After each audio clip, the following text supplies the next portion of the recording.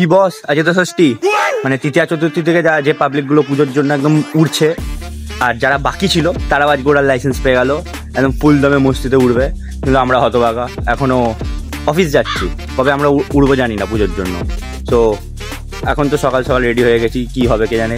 Office যদি পরের বছর থেকে বলে সপ্তমীতেও কাজ, সিম্পল ব্যাপার, অ্যাটম বোম চেনো, উড়িয়ে দেবো কোম্পানিকে, কিস্সাই খতম।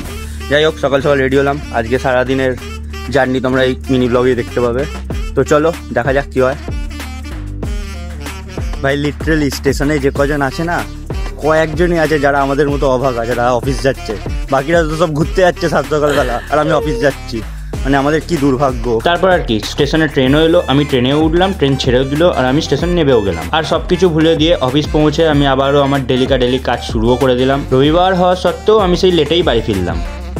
অ্যাট লাস্ট আমাদেরও এই মুহূর্ত থেকে পুজো চালু হচ্ছে, মানে আজ কাজ করলাম, যারা কর্পোরেট লাইফে আছি ষষ্ঠী অবধি যারা কাজ করেছি, কোম্পানিকে ঘুষে দিয়ে এসেছি ষষ্ঠী অবধি, তো তাদেরও এই মুহূর্ত থেকে পুজো চালু হচ্ছে, কালকে ঘুরতে যেতে পারবে।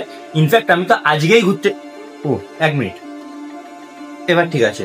তো এখন আমি যাচ্ছি নাইট আউট করতে, পুরোপুরি নাইট আউট বলাই চলে না, কারণ চলে আসবো তাড়াতাড়ি 2:30-এ। তো এখন দেখি কোন দিকে ঠিক হয়। আমি তো রেডি, তো বাইকটা নাও আর ফাটাফাট পুজোর জন্য বেরিয়ে যাবো। এবার বেশ শান্তিতে আছি, এবার পুজো আমার লাগছে।